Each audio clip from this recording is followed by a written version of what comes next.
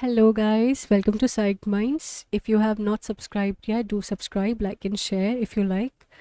We are reading Freedom from the Known by J. Krishnamurti, Chapter 3, Consciousness, the Totality of Life, Awareness. When you become aware of your conditioning, you will understand the whole of your consciousness. Consciousness is the total field in which thought functions and relationships exist. All motives, intentions, desires, pleasure, fear, inspirations, longings, hopes, sorrow, joys are in that field. But we have to come to divide this consciousness into the active and the dormant. The upper and lower levels, that is, all the daily thoughts, feelings, and activities on the surface, and below them, the so called subconscious, the things with which we are not familiar, which express themselves occasionally through certain intimations, intuitions, and dreams. We are occupied with one little corner of consciousness, which is most of our life. The rest, which we call the subconscious, with all its motives and its fears, its racial and inherited qualities, we do not even know how to get into. Now I'm asking you, is there such a thing as the subconscious at all? We use that word very freely. We have accepted that there is such a thing, and all the phrases and jargon of the analyst and psychologist have seeped into the language. But is there such a thing? And why is it that we give such extraordinary importance to it? It seems to me that it is as trivial and stupid as the conscious mind, as narrow, bigoted, conditioned, anxious, and tawdry. So, is it possible to be totally aware of the whole field of consciousness and not merely a part, a fragment of it?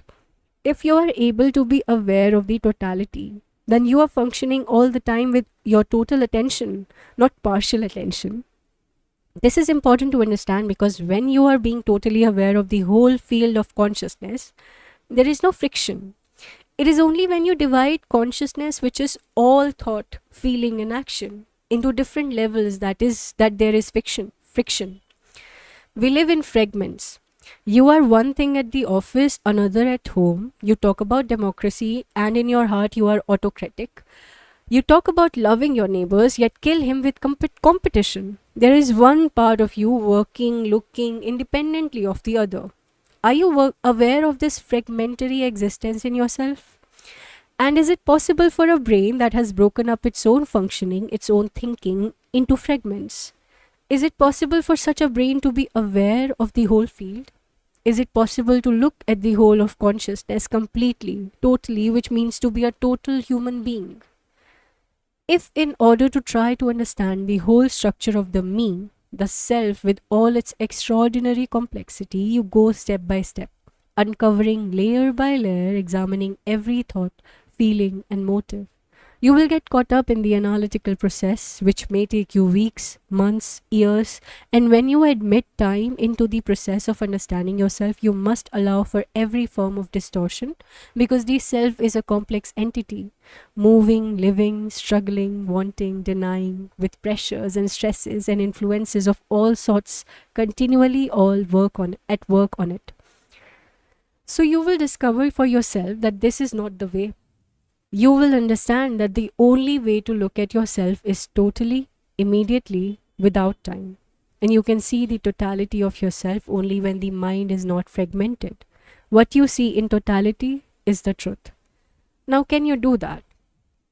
Most of us cannot because most of us have never approached the problem so seriously. Because we have never really looked at ourselves. Never. We blame others, we explain things away, or we are frightened to look.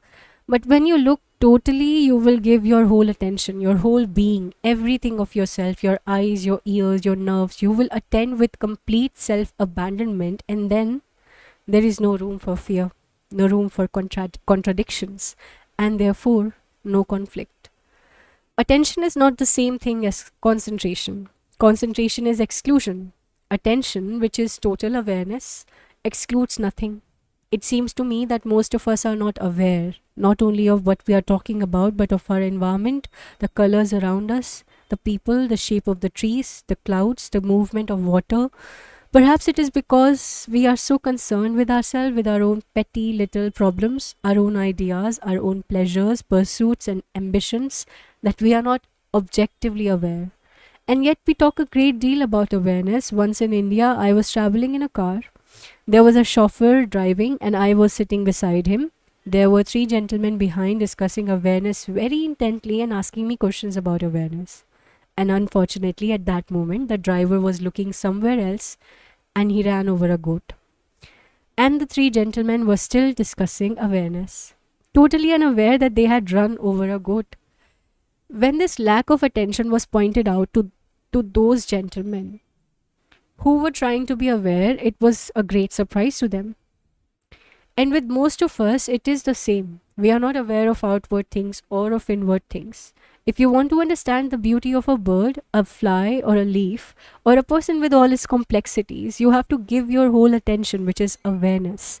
And you can give your complete attention, whole attention, only when you care, which means that you really love to understand. Then you give your whole heart and mind to find out. Such awareness is like living with a snake in the room. You watch its every movement. You are very, very sensitive to the slightest sound it makes. Such a state of attention is total energy. In such awareness, the totality of yourself is revealed in an instant. When you have looked at yourself so deeply, you can go much deeper. When we use the word deeper, we are not being comparative. We think in comparisons, deep and shallow, happy and unhappy. We are always measuring, comparing. Now, is there such a state as the shallow and the deep in oneself? When I say my mind is shallow, petty, narrow, limited, how do I know all these things? Because I have compared my mind with your mind, which is brighter, has more capacity, is more intelligent and alert. Do I know my pettiness without comparison? When I am hungry, I do not compare that hunger with yesterday's hunger. Yesterday's hunger is an idea, a memory. If I am all the time measuring myself against you, struggling to be like you, then I am denying what I am myself. Therefore, I am creating an illusion.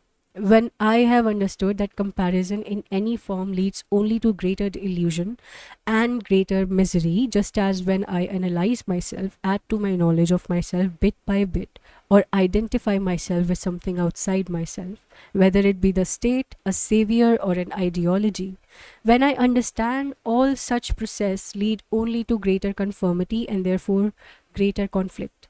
When I see all this, I put it completely away. Then my mind is no longer seeking. It is very important to understand this. Then my mind is no longer groping, searching, questioning. This does not mean that my mind is satisfied with things as they are, but such a mind has no illusion. Such a mind can then move in a totally different dimension, the dimension in which we usually live, the life of every day, which is pain, pleasure, and fear, has conditioned the mind, limited the nature of my dimension in which we usually live, the life of every day, which is pain, pleasure, and fear, has conditioned the mind, limited the nature of the mind. And when that pain, pleasure, and fear have gone, which does not mean that you no longer have joy. Joy is something entirely different from pleasure. Then the mind functions in a different dimension, in which there is no conflict, no sense of otherness. Verbally, we can go only so far. What lies beyond cannot be put into words because the word is not the thing. Up to now, we can describe, explain, but no words or explanations can open the door. What will open the door is daily awareness and attention. Awareness of how we speak, what we say, how we walk, what we think. It is like cleaning a room and keeping it in order. Keeping the room in order is important in one sense, but totally unimportant in another. There must be order in the room, but order will not open the door or the window. What will open the door is not your volition or desire. You cannot possibly invite the other. All that you can do is to keep the room in order, which is to be virtuous for itself, not for what it will bring. To be sane, rational, orderly. Then perhaps if you are lucky, the window will open and the breeze will come in, or it may not. It depends on the state of your mind. And that state of mind can be understood only by yourself, by watching it and never trying to shape it, never taking sides, never opposing, never agreeing, never justifying, never condemning, never judging, which means watching it without any choice.